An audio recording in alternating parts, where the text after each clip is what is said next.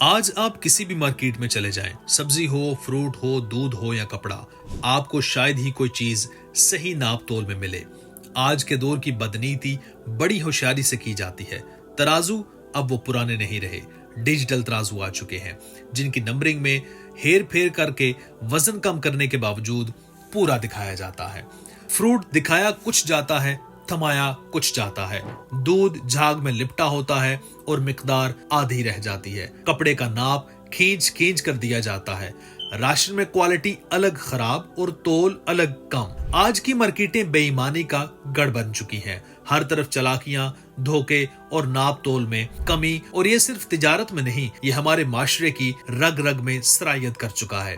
لیکن کیا آپ جانتے ہیں یہ عمل صرف غلط نہیں، یہ اللہ کے عذاب کو دعوت دینا ہے۔ کیونکہ تاریخ میں ایک ایسی قوم بھی گزری ہے جو ناپ تول میں کمی کیا کرتی تھی، تو اللہ نے ان پر ایسا غضب نازل کیا کہ آسمان پھٹ گیا، زمین ہل گئی اور پوری بستی پلک جھپکتے ہی تباہ و برباد ہو گئی۔ اور اس بستی میں اللہ کے نبی حضرت شعیب علیہ السلام بھی موجود تھے، جنہوں نے اپنی قوم کو بار بار روکا، سمجھایا، لیکن وہ باز نہ آئے۔ اور پھر وہی ہوا جس سے ڈرایا گیا تھا۔ تو وہ قوم کون تھی؟ حضرت شعیب علیہ السلام نے انہیں کیا پیغام دیا، اور وہ ناپ تول میں کمی جیسے جرم کی اتنی بڑی سزا کے مستحق کیوں بنے؟ یہ سب کچھ آپ کو آج اس ویڈیو میں پتہ چلے گا، اور یہ ویڈیو کے آخر میں آپ کو ہم ایک ایسا راز بتائیں گے جو آج کی مہنگائی، پریشانی اور بے برکتی کے دور میں آپ کی زندگی میں خوشحالی لا سکتا ہے۔ اس لیے ویڈیو کو آخر تک ضرور دیکھیے گا، کیونکہ صرف ایک پرانی قوم کی کہانی نہیں بلکہ ہمارے حال کا آئینہ ہے۔ تو چلیے ناظرین، ویڈیو کا باقاعدہ آغاز کرتے ہیں اللہ کے بابرکت نام سے۔ بسم اللہ الرحمن الرحیم۔ السلام علیکم معزز خواتین و حضرات، اللہ کے نبی شعیب علیہ السلام کو خطیب الانبیاء کے لقب سے یاد کیا جاتا ہے۔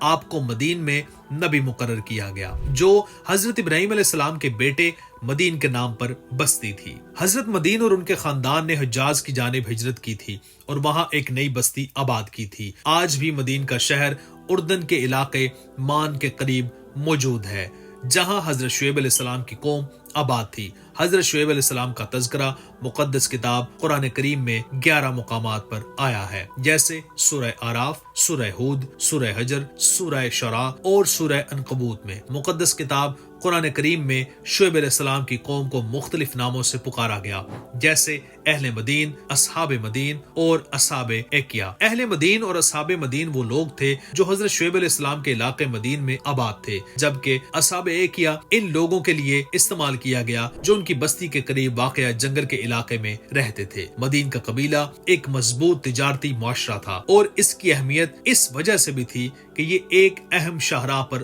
موجود تھا جو شام سے فلسطین، یمن اور مصر تک جاتی تھی۔ ان کی تجارت کی طاقت نے انہیں ایک خوشحال زندگی دی تھی، لیکن اس خوشحالی کے باوجود انہوں نے ناپ تول میں کمی کی بدعت کو اپنا رکھا تھا، جس پر حضرت شعیب علیہ السلام نے انہیں تنبیہ کی۔ قرآن کریم میں اللہ تعالیٰ سورہ حجر میں ارشاد فرماتے ہیں، اور یہ دونوں بستیاں بڑی شاہراہ پر آباد تھیں۔ اس آیت سے یہ واضح ہوتا ہے کہ اصحاب مدین کا قبیلہ نہ صرف جغرافیائی طور پر اہم تھا بلکہ ان کی تجارتی حیثیت بھی مضبوط تھی، لیکن ان کی مادی خوشحالی کے باوجود ان کی بدعنوانیوں میں ناپ تول میں کمی ایک اہم پہلو تھا، بلکہ یہ بدبخت قوم ایک درخت کی پوجا بھی کیا کرتی تھی۔ علامہ ابن کثیر نے اپنی تفسیروں میں یہ ذکر کیا ہے کہ اصحاب ایکیا کا تعلق اس درخت سے تھا جسے وہ پوجتے تھے اور اس درخت کو خدا کی موجودگی کی علامت سمجھتے تھے۔ اس درخت کی عبادت ایک خاص طریقے سے کی جاتی تھی اور اس کا احترام بھی ان کی روزمرہ زندگی کا حصہ تھا۔ قبیلہ مدین میں اس درخت کے ارد گرد ایک عقیدت اور تقدس کا ماحول تھا، اور وہ اپنے تمام مسائل کا حل اس درخت کی پوجا میں تلاش کرتے تھے۔ یہ قوم بظاہر خوشحال تھی، بڑے بازار، تجارتی قافلے، مال و دولت اور دنیاوی چمک دمک کی کوئی کمی نہیں تھی، لیکن اندر سے سب کچھ برباد ہو چکا تھا۔ یہ وہی قوم تھی جس نے ناپ تول میں بے ایمانی کا روزمرہ کا معمول بنایا ہوا تھا۔ بازاروں میں تولنے والا ہر تاجر چالاک تھا، وہ چیز دیتے وقت ترازو کو کچھ انداز سے گھماتا اور دوسرا دیکھ نہ پائے، اور جب لیتا تو تول کچھ زیادہ ہی لیتا۔ قوم شعیب کے ہاں بیپاریوں کی بنیاد ہی دھوکے پر تھی۔ ان کے بازار لوٹ کھسوٹ اور چالاکیوں کے اڈے بن چکے تھے، مگر صرف اتنا ہی نہیں، ان کے راستے وہ تجارتی راستے تھے جس سے قافلے گزرا کرتے تھے۔ اب خوف خوف کی علامت بن چکے تھے۔ وہاں بیٹھنے والے راہزن صرف مال ہی نہیں چھینتے تھے بلکہ لوگوں کو ڈرا دھمکا کر غنڈہ ٹیکس بھی وصول کیا کرتے تھے۔ یہ عمل اس قدر عام ہو چکا تھا کہ جیسے یہ ان کا حق ہو، گویا زمین اللہ کی تھی مگر حکم ان راہزنوں کا چلتا تھا۔ اور اوپر سے ان سب گناہوں کے ساتھ ان کا سب سے بڑا جرم یہ تھا کہ وہ اللہ کو چھوڑ کر ایک درخت کو معبود بنا بیٹھے تھے۔ اس درخت کے گرد پوجا پاٹ، چڑھاوے، منتیں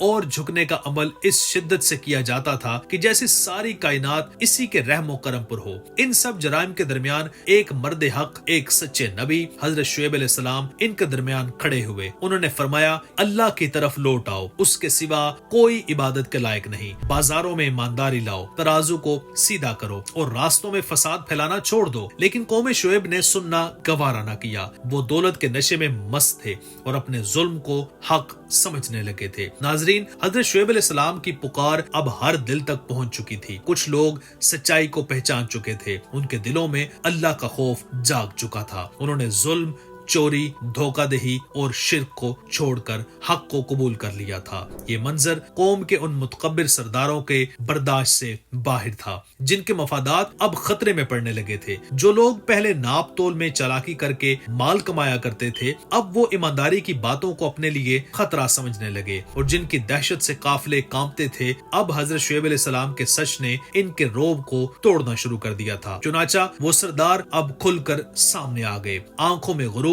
زبان میں زہر اور لہجے میں دھمکی تھی۔ انہوں نے حضرت شعیب علیہ السلام سے کہا، اے شعیب، اب بہت ہو چکا، یا تو تم ہمارے دین میں واپس آ جاؤ یا پھر تیار ہو جاؤ، ہم تمہیں اور تمہارے ساتھیوں کو اس بستی سے نکال باہر کریں گے۔ ان کا انداز صاف بتا رہا تھا اب وہ صرف اختلاف نہیں کر رہے بلکہ سازش کر رہے ہیں۔ اور پھر انہوں نے اپنی قوم کے لوگوں کو بھی ڈرا کر کہا، اگر تم نے شعیب کا ساتھ دیا تو یاد رکھو تمہیں بڑا نقصان ہوگا۔ یہ الفاظ صرف دھمکیاں نہیں تھے، یہ ان سرداروں کی بے چینی، خوف اور گھبراہٹ کا اظہار تھے۔ انہیں لگ رہا تھا جیسے ان کے ہاتھ سے سب کچھ نکلتا جا رہا ہے، مگر حضرت شعیب علیہ السلام وہ سچے نبی تھے۔ ان کا حوصلہ، ان کا ایمان اور ان کا یقین کسی دھمکی سے ڈرنے والا نہیں تھا۔ حضرت شعیب علیہ السلام نے اپنی قوم کے سرداروں سے فرمایا، تمہارے باطل مذہب سے اللہ نے مجھے نجات دے دی ہے، اس کے بعد اگر ہم تمہارے مذہب میں واپس آ جائیں تو یہ ہماری طرف سے اللہ پر سخت بہتان ہوگا اور ہمیں شایان نہیں کہ ہم اس میں لوٹ جائیں۔ شعیب علیہ السلام نے اپنی قوم کی بدعمالیوں پر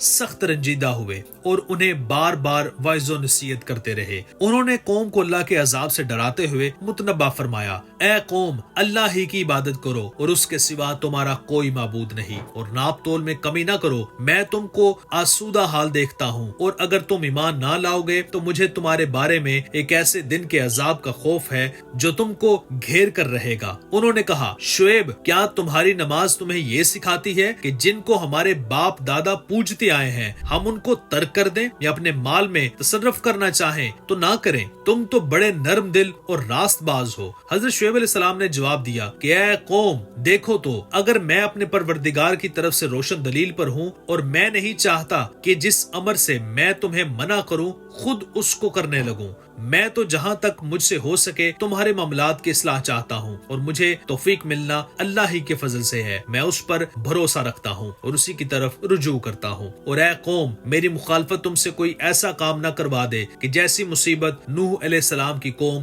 یا ہود علیہ السلام کی قوم یا صالح علیہ السلام کی قوم پر واقع ہوئی، ویسی ہی مصیبت تم پر واقع ہو۔ اور لوط علیہ السلام کی قوم کا زمانہ تو تم سے کچھ دور نہیں۔ اپنے پروردگار سے بخشش مانگو اور اس کے آگے توبہ کرو، بے شک میرا پروردگار رحم کرنے والا اور محبت کرنے والا ہے۔ روایت میں آتا ہے کہ حضرت شعیب علیہ السلام نابینا تھے یا ان کی بصارت بہت کم تھی۔ چنانچہ حضرت شعیب علیہ السلام کی واضح نصیحت کے جواب میں یہ سردار تانا زنی کرتے ہوئے انہیں سنسار کرنے کی دھمکیاں دینے لگے۔ قرآن کریم میں اللہ تعالیٰ فرماتے ہیں، انہوں نے کہا، شعیب، تمہاری بہت سی باتیں ہماری سمجھ میں نہیں آتی اور ہم دیکھتے ہیں کہ تم ہم میں کمزور بھی ہو، اور اگر تمہارے بھائی نہ ہوتے تو ہم تم کو سنسار کر دیتے اور تم ہم پر کسی طرح بھی غالب نہیں ہو۔ اس پر حضرت شعیب علیہ السلام نے اپنی قوم سے فرمایا، اے قوم، کیا میرے بھائی بندوں کا دباؤ تم پر اللہ سے زیادہ ہے؟ اور اللہ کو تم نے پیٹھ پیچھے ڈال رکھا ہے۔ میرا پروردگار تو تمہارے سب اعمال پر احاطہ کیے ہوئے ہے۔ اور برادران ملت، تم اپنی جگہ کام کام کیے جاؤ، میں اپنی جگہ کام کیے جاتا ہوں۔ تم کو عین قریب معلوم ہو جائے گا کہ رسوا کرنے والا عذاب کس پر آتا ہے اور جھوٹا کون ہے، اور تم بھی انتظار کرو، میں بھی تمہارے ساتھ انتظار کرتا ہوں۔ قوم کے متکبر سرداروں کی جارحانہ گفتگو کے بعد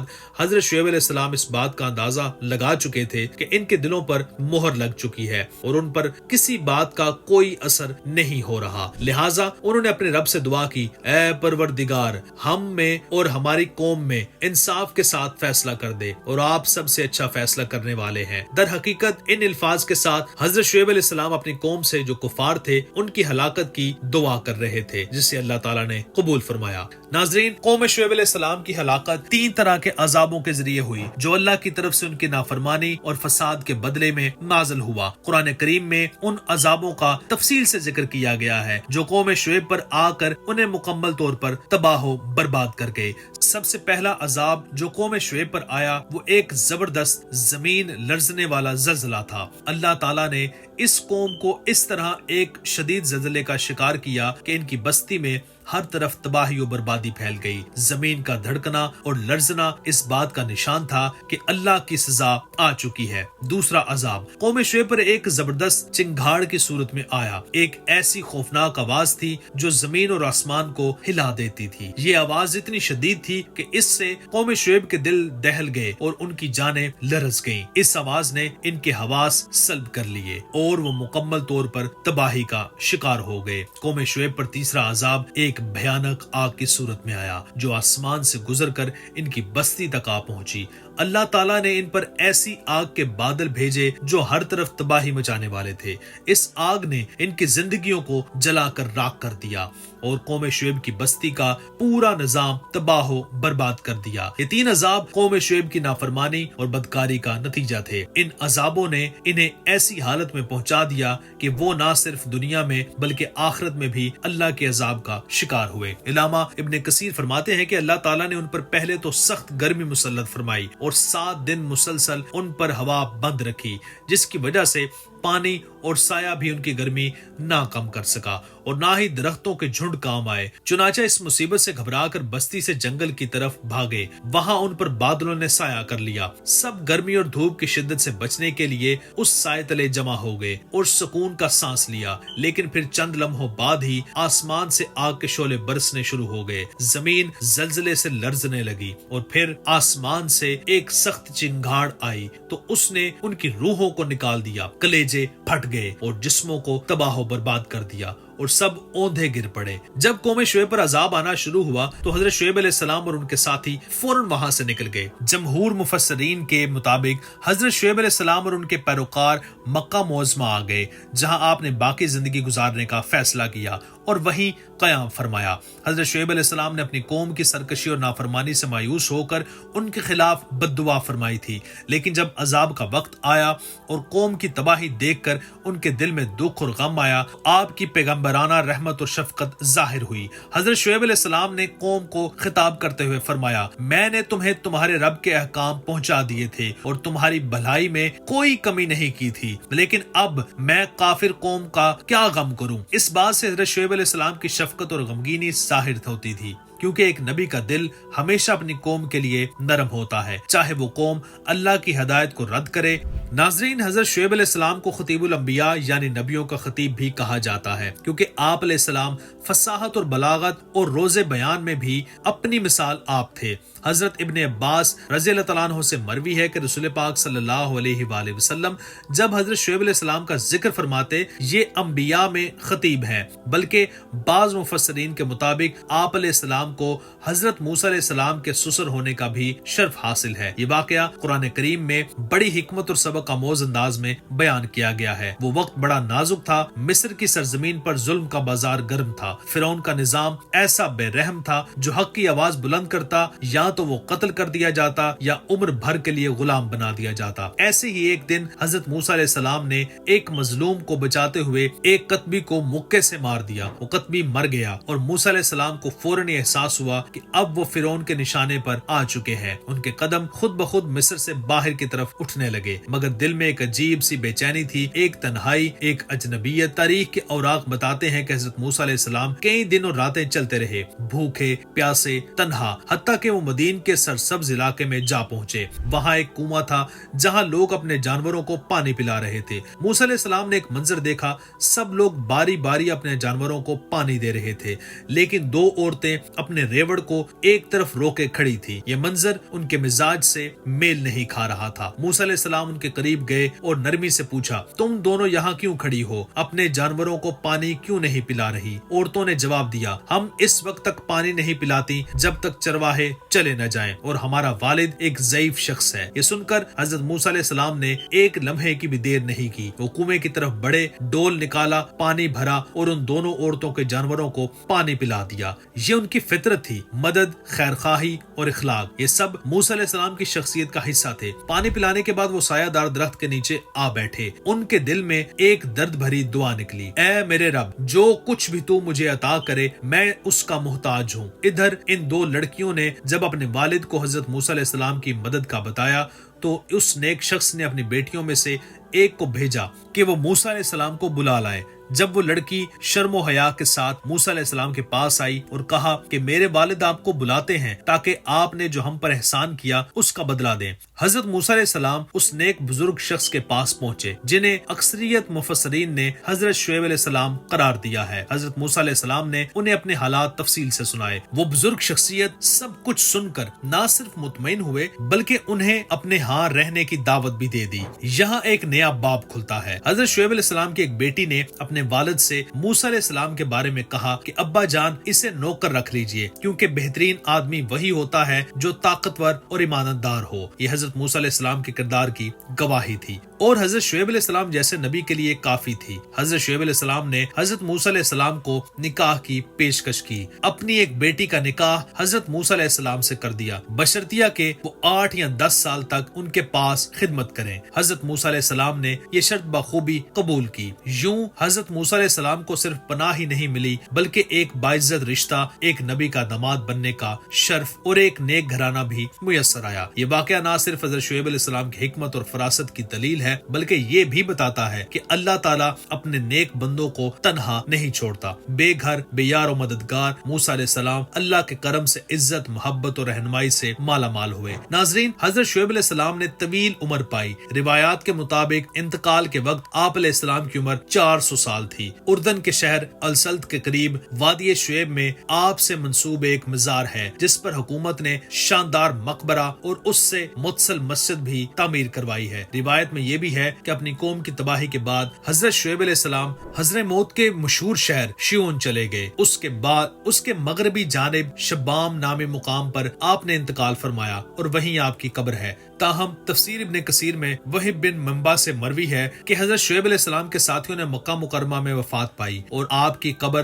काबा शरीफ के गरबी जानिब है। इसी के साथ नाजरीन, वीडियो के आखिर में हम एक अहम राज भी आपसे शेयर करते हैं जो आपकी जिंदगी में खुशहाली और बरकत ला सकता है। ये वो राज है कि अगर हम अपने रोजमर्रा के मामलात में, खास तौर पर कारोबार में अल्लाह की रजा की कोशिश करें और नाप तोल में कमी से बचें तो अल्लाह हमारे रिस्क में बरकत डालेगा और हमें परेशानियों से बचाएगा। इसी तरह हजरत शुएब अलैहिस्सलाम की कौम की तबाही एक इबरत है जो हमें नाप तोल में कमी के नताइज से आगाह करती है। हमें अपने अमाल को दुरुस्त करना होगा ताकि हम अल्लाह की रजा और बरकत हासिल कर सकें। दुआ भी कीजिए कि या इलाही हमें ईमानदारी के साथ जिंदगी गुजारने की तौफीक अता फरमा, हमारे दिलों से लालच, फरेब और धोखाधड़ी को निकाल दे। जो लोग नाप तोल में कमी करते हैं उनके दिलों को तौबा करने वाला बना दीजिए और उन्हें हलाल, साफ और सच्चाई वाले रिज़्क की तरफ लौटा दे। ऐ मेरे रब, हमें उन लोगों में शामिल ना कर जिन पर तूने शुएब अलैहिस्सलाम की कौम की तरह अपना गजब नाजिल फरमाया। हमें वो बना दे जो हर मामले में